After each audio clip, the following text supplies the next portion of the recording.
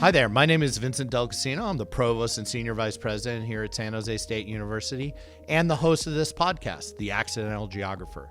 Today, I'm talking to Dr. Marcelle Dougan, an assistant professor in public health and recreation here at San Jose State University. And this is going to be a really exciting conversation because Dr. Dougan's work crosses a number of important areas, including maternal health, the COVID-19 epidemic, questions of food insecurity, as well as children's mental health. So I'm really excited for this conversation. Look forward to digging in here with Dr. Marcelle Dougan. All right, well, I'm really excited to be here with Dr. Marcelle Dougan from Public Health and Recreation here at San Jose State. Thank you so much for taking the time to be part of this conversation. Thank you for having me. I'm excited to be here as well. Yeah, no, it's exciting. It's great. And I love being able to dig into your work a little bit. You know, we've had an opportunity to interact in a number of different venues, right, but I haven't had a chance as much to really engage with your scholarship, so I'm excited to have that conversation today. Yeah. So I always like to dig in a little bit of kind of what got you to what you're doing now. And I noticed that you started as a chemical engineer. That was your undergraduate degree, and you were in the UK. Yes. And you made your way. So what got you interested in chemical engineering, and then how did that turn into an interest in public health related questions? Right. So I actually grew up in Sierra Leone in West Africa. And, you know, at that time, I thought I was going to be an oil engineer because we had refineries and all of that. And I was going to be a petroleum executive one day. But then, so even then, and even when we were little, my sister and I, we would always make stuff. We tried to make our own nail polish, for instance, with Vaseline and glue, you know, all that kind of thing. So I was always interested in the mixing of things. And so chemical engineering seemed like a logical choice. We had refineries. I would see all the oil refineries going by growing up in Freetown. And so when I went to England at 17, then I decided to study chemical engineering. And so once I finished, mine was a straight master's degree, so they combined the bachelor's and the master's program. And then at the time, there was a civil war going on in Sierra Leone. Right. And at that time, my parents moved to the U.S. And so when I finished, I came over to the U.S. You know, and I was just looking for jobs everywhere. And the one that I ended up getting was in the pharmaceutical industry at Merck in the middle of Pennsylvania, and so that's where the journey started. Oh, that is so interesting. You know, I was really interested in chemistry right, in high school, and my uncle worked at Pfizer. Okay. And so I had a very similar, my father's like, you'll study that and then you'll get your MBA and you'll be an executive at Pfizer someday. I totally relate to that. But so you were in Pennsylvania. Where in Pennsylvania? Just out of curiosity. So in the middle. So I guess halfway sort of between Pittsburgh and Philadelphia. So close to State College, about an hour east of State College. Danville, Riverside was where the Merck plant was. And so I lived in Danville and Bloomsburg, so in that central Pennsylvania area. Yeah, I went to Bucknell, so I live in Lewisburg. That's right, yes. I'm sorry, I didn't mean to dig in, but it was so interesting to me. We used to hang out in Lewisburg quite a bit because it was much more fun than Danville. So. Yeah, that's right. Excellent. Yeah. So you're doing this work at Merck. You're really interested in that. But then I noticed you got like a certificate in technology. Yes. And then what got you interested in kind of shifting gears and looking at Columbia for that master's in public health and then on to Harvard to do a doctorate? Yeah. So, you know, so while I was I worked at Merck for about 8 years. And so initially I started in first line manufacturing. And there I worked on drugs. My first drug was an end stage drug for childhood leukemia. I also worked in the HPV vaccine and also a drug for heart disease. And so while I was there so after that in first line manufacturing, then I worked in the technology side. And so we were doing manufacturing control systems. We were building the control systems to support the manufacturing process. And then after that, you know, tired of living in the middle of Pennsylvania, then I decided to move to New Jersey. And there again, I went into more first-line manufacturing. I worked on Vioxx, the pain medicine that eventually was pulled from the market.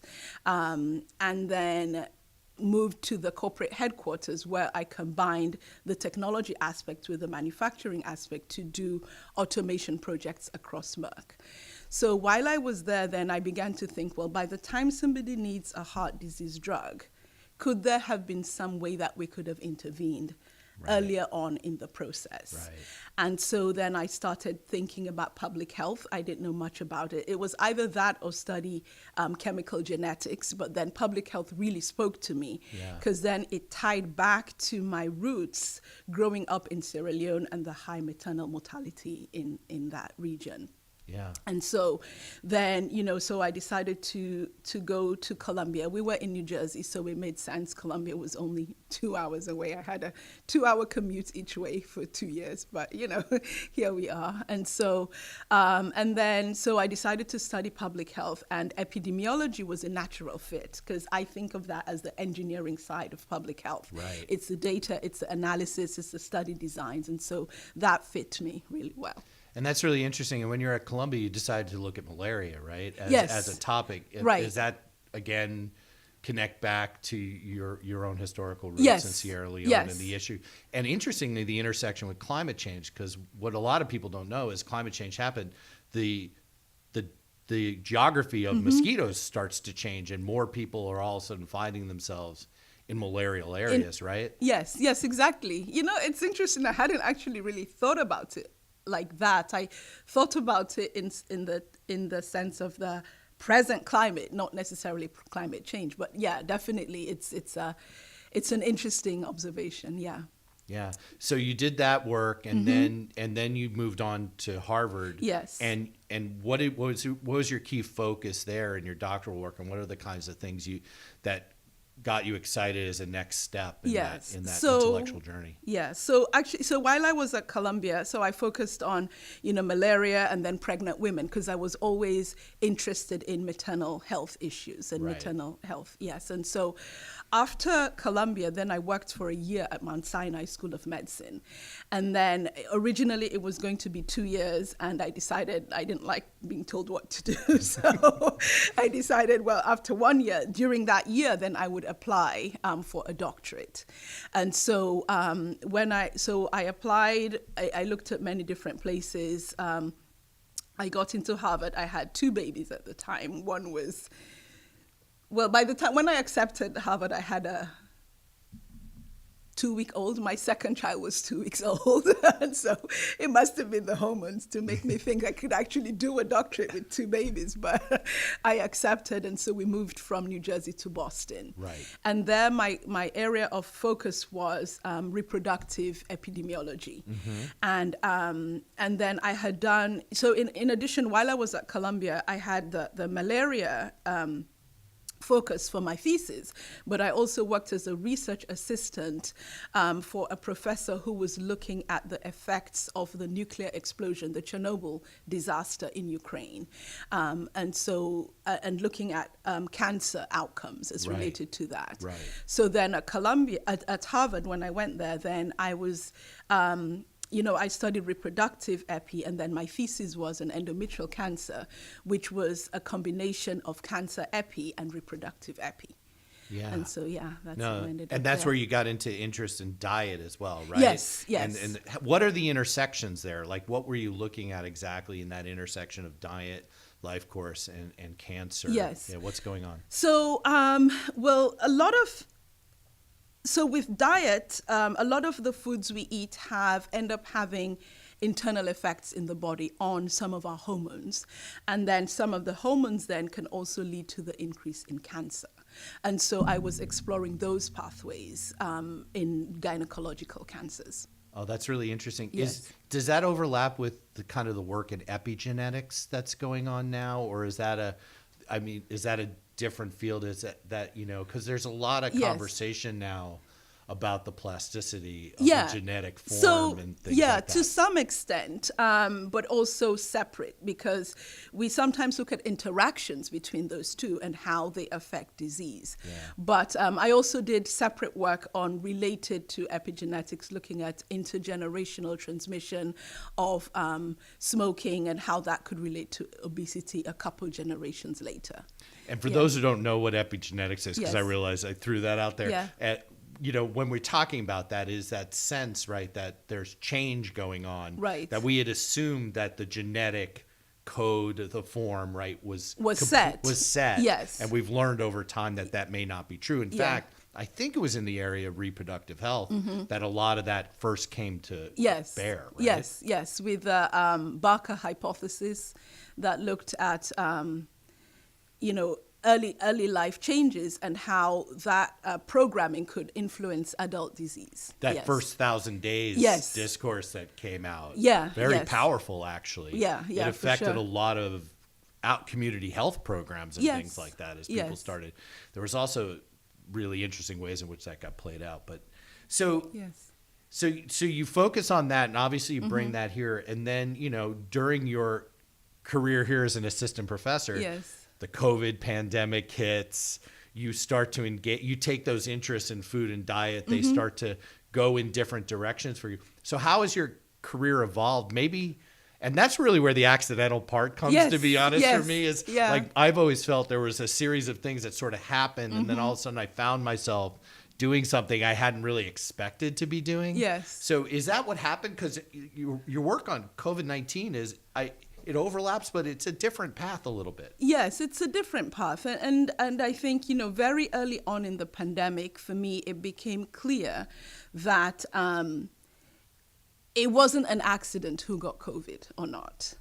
And so in that sense, we could see very quickly that certain groups were more at risk and they did not have the structural conditions to protect them from disease. Right. And so we saw a lot of hate crimes among Asian Americans, for instance, because of the public discourse in that area. Right. We saw that people of color especially were more likely to develop the disease and die from it, that they could not stay home, where we all had, as hectic as it was, we all had that privilege to stay home and do our work from home. Right. Well, our grocery store clerk does not have that privilege. They have to go to work. Right. And so just looking at all of that, I knew I had to engage in that discussion. And a lot of things, I had some work that I got support for through the Central Risker. And then while I was doing that, some collaboration opportunities came through as well. And I was actually, while I was presenting that work during the RISCA in 5, another faculty member from nutrition, Giselle Pignotti, reached out to me and said, would you like to work on the food access together?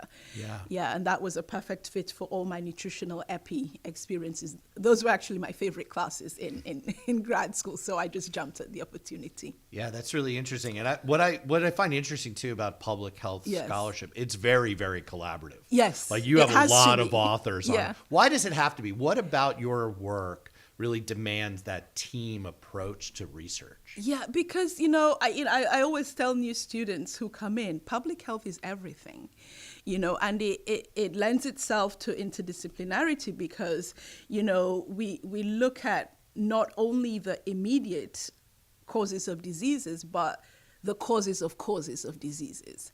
And, for instance, in order for us to be able to, we can do all the great research if we want, but in order for us to make any change, we have to be able to intervene at a structural level. So we have to talk to the policymakers and we have to engage in advocacy. We have to understand viruses, so we have to engage with virologists. And, we need to be able to communicate properly, so we have to engage people who know how to communicate and get messages across. Yeah, no, it really is interesting, and I've found over time that I've enjoyed much more collaborative work than the traditional for me. Be in a hole and write your thing on your own. And I ended up doing I was on a public health dissertation when I was at Arizona, and I really loved it because of that conversation, which really demands that. Yeah. So when you also did work on the willingness of people to take up the vaccine, Yes. which was a very big issue. Yes. It's amazing how much that doesn't come up right now. Yes. But what did you find in doing that work? What were some of the things going on, and what were the challenges you saw as a public health expert when you started to think about that question of the willingness to use vaccines? Well, I think people had a lot of legitimate concerns about the vaccine. And, for instance, they were worried about the speed at which they were developed. A lot of people were worried about the provisional approval by the FDA and said, well, when we have full approval, then I will feel comfortable to take it. Yes. At the same time, we saw differences in political affiliation, and it was unfortunate, the tension in the country around the COVID disease itself and the vaccine. It became, I remember once on CNN, and I think the way the media functions sometimes it's more about creating a frenzy. I remember somebody saying on CNN, well, Republicans say this and Democrats say that. But I'm just sitting there and saying, well, what does the science say? That's the conversation we should be having. It's not a political issue. But, when we did our study of college students across California, there are very clear political differences that relate to the willingness to get the vaccine or not. And so it just shaped the discourse in a way that wasn't necessarily helpful. Yeah, no, and there's a couple of things, and across the California State University, depending on where the university was a different uptake amongst the students. I imagine you found that as well through that work. Yes. And so I hadn't thought to ask this question, but I'm going to ask it now. So as someone with a background in chemical engineering who worked in the pharmaceutical industry and is now studying this question and the question of the science, I'm just curious how you were approaching that whole, knowing what that process looks like for that kind of development and so forth, and what's going on around provisional and these other kinds of things, and the mRNA, which is a relatively new mechanism, for vaccine delivery, which also I think complicated some of this, right? Yes. It was not the traditional way that people would and I know most people don't fully understand that science, but it became part of the discourse, I think, a bit. Yeah, and I think it just it's part of that issue as well. When something is not very clear, then it raises a lot of mistrust and suspicion. And it's not like we don't have a history in the U.S. and globally of doing things that we know are harmful, that end up causing, harm sometimes for generations to come. And so, in terms of, I lost my train of thought. Where was I going with this?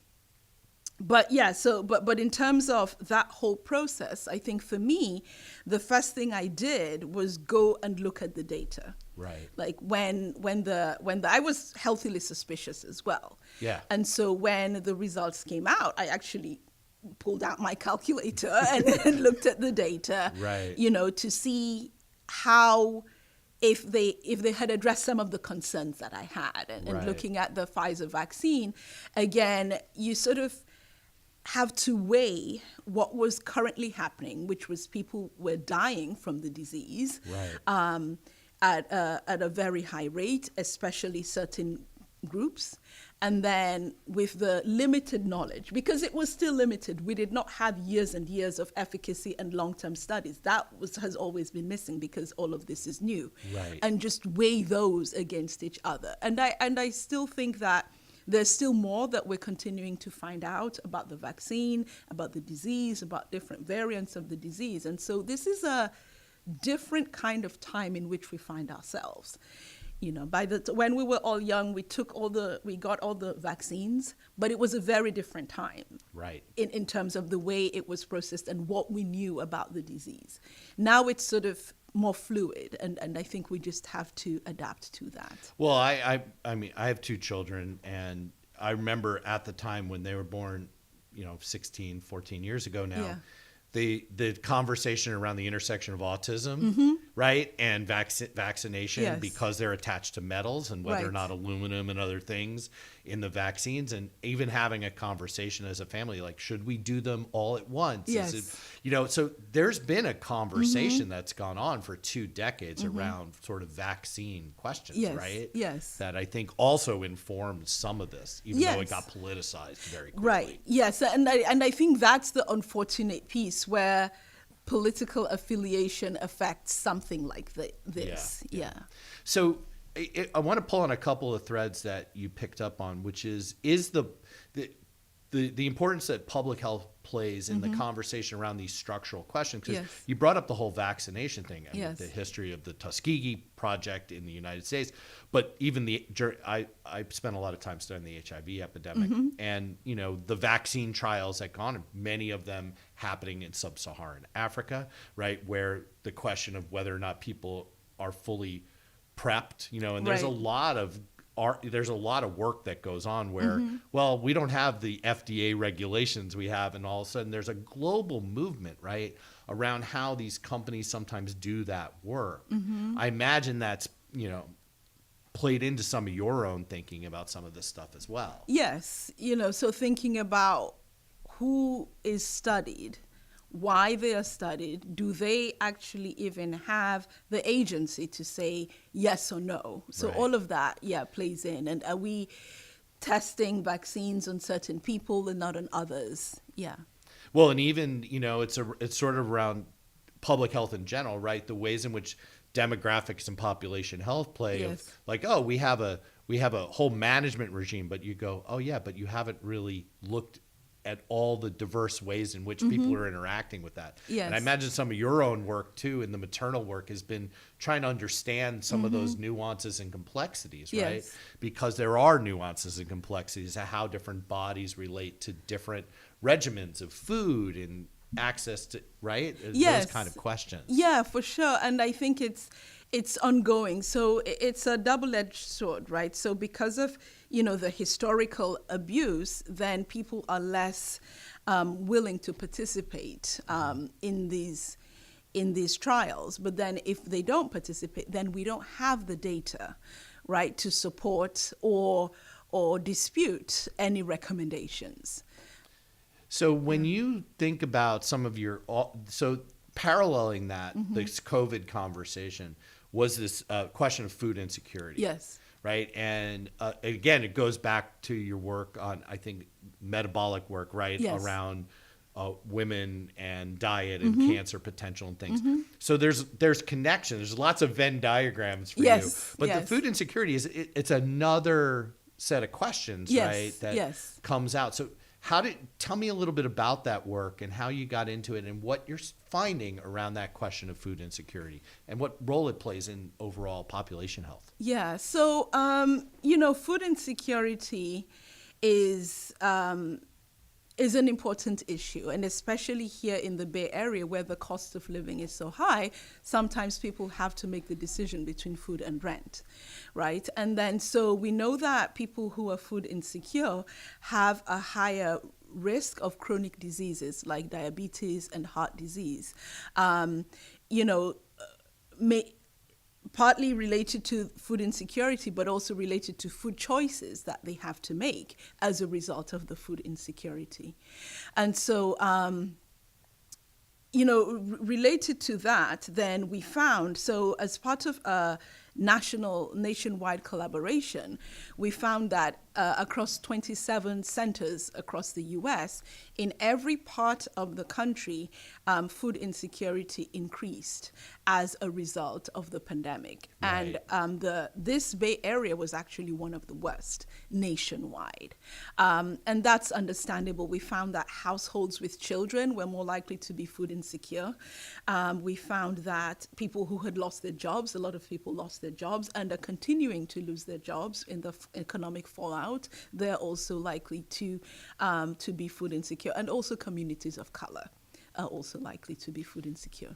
And this, you mentioned this is a national study. There's like 28,000 surveys administered, a little less than that. Yes. But it's a big. How did you get involved in this national study and brought San Jose State into that conversation with this larger project. Like, how did that even come to be? So it was actually when I presented at the RISCA in 5, then Giselle Pignotti in nutrition had collaborators that she was working with at the University of Vermont, I believe. Got it. And Arizona as well, and just made those connections. And when I joined her, then I became part of this larger group. I love it too, because I'm looking at there's like 8 lines of people involved. It's Yes. so amazing how many people Yes. are involved in a study like that. There must be 30 authors Yes. on this one Yes, paper on the a lot. multi-site. Yes, more than that. Yeah, Yes. it's fascinating. Because each site had multiple authors as well. That's Yes, right. Yeah, yes. no, it must be so interesting to be in that national conversation as Yes. well with all these colleagues asking the question. Again, I'm a geographer, so I'm a little geeky that way. And it's like, what are those geographic differences Yes. and how do they intersect with demographics and income and the other things, right? That starts to emerge as a set of issues, right? Yes, it does. And I believe it was one state, New Mexico, out of all of them that did not experience any dramatic shifts. Actually, it was Interesting. yes. And so, what is going on? So I haven't dug into that, but that is interesting. Why is that so different?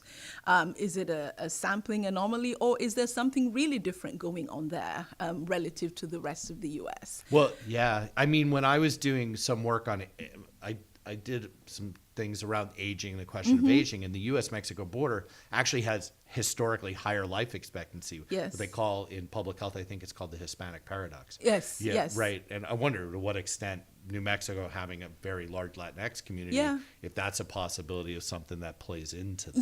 Yeah, it's interesting. I don't know. I would be interested to dig into that a little bit more to understand why that was so different. Also to understand why this Bay Area was so dramatic. Yeah. In its shift. Yes. Well, it is interesting, but we know from our own student experiences and others, like the margins are so thin here because the costs are so high. Yes. That I suspect what you suggested, like when people are trying to balance between those things, and we actually saw increase in house prices and everything during the pandemic here. Like this place is fascinating for that. Yes. Talk about paradoxes. Yes. Yes, exactly, Yeah. exactly. So you got a sabbatical coming up. Yes. I know you're excited. Yes. I'm jealous. I was like, why did I do this provost thing? I could, I Yes. wish every 6 years I could apply for a sabbatical. Yes. What are you working on during that sabbatical time? So, so it's a gift, I will say. I'm really looking forward to it, to have the time. One of the things I'm going to be working on is, I mentioned our Bay Area study. Right. And how we collected data from 9 Bay Area counties and Santa Cruz County, and it was small. Relatively, we just used a convenient sample, and so we had a lot of missing data, and we had some valuable information, but it needed to be expanded. And so, as part of that, last year, Dr. Pignotti and I put our central RISCA money together to fund to get support for Qualtrics to actually do panel interviews for us. And so we have around 1,200 participants now. Wow. With complete data on food insecurity. We have some area level measurements, and so I'm going to be analyzing some of that data. So looking at some neighborhood level and county level characteristics in relation to food insecurity. We collected information on mental health changes across the pandemic, on emotional eating and intuitive eating, and all of that. So going to be digging into that data quite a bit. What is emotional eating and intuitive eating? What So does that mean? These are measures that look at how well people use food in order to cope. So do they eat when they're bored, when they're stressed, when they're lonely? How well do they cope with emotions without turning to food? So looking at that in relation to food insecurity and also mental health as well across California. Oh, that's and these are statistically proven measures, right? Yes. These are measures that are out there and have been Yes. used, and so you're testing them against some of the and other within data. the context of the pandemic as well, Yeah. which I think adds a whole new layer Right. of differences and uncertainty and stress that is ongoing and unfolding. Yeah. What's exciting that I've seen as well, that you've really developed yourself as a public intellectual now. You have, like, you're in the Mercury News, you got a piece in Inside Higher Ed. Right. You know, tell me a little bit about that part of your work, because it's a great opportunity for you to expand kind of your thinking and put it out there in the world in a different way. Yeah, so that has been a gift, to be able to participate in the public discourse, because I think that oftentimes as academics, we know our work, we're quite good at it, but oftentimes we don't necessarily have the vehicle to translate it to a broader community. Right. And so as part of, I was fortunate to be in the second cohort of the Public Voices Fellowship. That was in AY 21-22. And through that, then I was able to have an opportunity to engage in those discussions at a broader level. Yeah. No, I found it when I first wrote, I wrote my first piece and I got it published in the LA Times. But Yes. I was like, it was a different level of engagement. And, Yes. and I really enjoyed it. Yes. Because it is an opportunity, and it really is what we are about as Yes. an institution. We've got to be doing that science, but it's also how to, as with the pandemic, there was so much public debate. Yes. We should be bringing that knowledge out there in a bigger way. Yes. What are some of the things you've written on then and gotten out there? Because I know Yeah. you've written a little bit even about faculty life, right? Yes. So my first, I've always tried to write. So I have a bunch of things that I've never published. Yeah. But I don't mean to interrupt, but Yes. I was with Dr. Barrera, our vice Yes, provost, yes. and I opened up my folder of all the things. Okay. It's Yes. huge. It's gigantic. Yes, So good. I totally get it. Yeah, so that's good. Yeah, and so but being in the Public Voices Fellowship helped me amplify that voice. So Right. early on in the pandemic, I had worked with Robin McEllerton in the president's office on, especially when the vaccine came out, on some areas that I could talk about. And I was interviewed in the media quite a lot, and then on TV. But then I also wanted to do some writing as well. And so when the first time I applied for the public fellowship, I didn't get it, but I did second time because I never give up. And so, but while I was in there, then, I began to think about, areas that I could connect my experiences, both personal and professional, with, and elevate that discussion. And so the first thing I wrote about was a piece that ended up being published in Newsweek, was about mental health of children as a result of the pandemic. Because at the time during shelter in place, I had, a sixth grader and a fifth grader at home when we went into lockdown. And then through that year, they went into sixth and seventh grade. And I remember one time, once they were back in school, my meeting alarm went off, and my older son, he was 13 at the time, said, "I hate that sound." And I said, "Why?" He said, "Because it reminds me of Zoom classrooms." Oh. And so that for me was very powerful. Right. In the way that trauma, and some in many ways unrecognized, right, that children dealt with, even though they had food, clothing, and shelter, and they were in a safe place, they still had Right. that trauma of being in Zoom classrooms. And so my first piece was thinking about the effects of the pandemic on children, especially now adding to that children of color, Right. who were more likely to experience family members with death, unemployment, all of those things, Right. and how that could impact their long-term health. Yeah, no, that's really fascinating. I just want to end up just real quick, talk Yes. a little bit about your participation in Honors X. Yes. Taking that interdisciplinary approach Yes. to a new program, really challenging because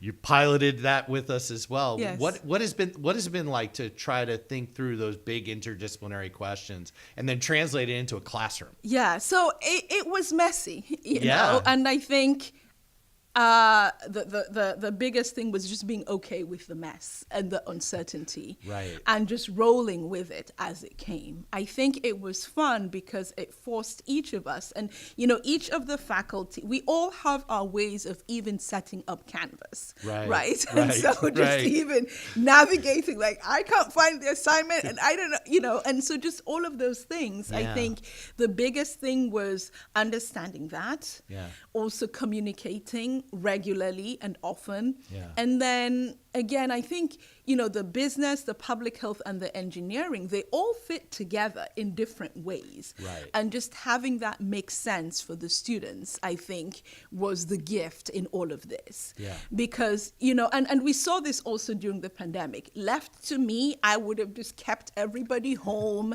safe, until the disease died. But Right. obviously, for the economy, from the business perspective, it's not helpful. Right. And so just forcing yourself to think in those ways throughout only, I think, developed my own sense of a teacher and a scholar as well. That's awesome. Yeah. I could probably spend another 2 hours talking to you. I really Yeah. appreciate it. Thanks for taking the time and for exploring some of your own work and giving me a chance to have this conversation. I really appreciate it. Thank you for having me. It's been a pleasure, and I've enjoyed the opportunity to talk with you and learn a little bit about yourself as well. Awesome. Well, thank you so Yeah, much. thank you, Vin. Okay.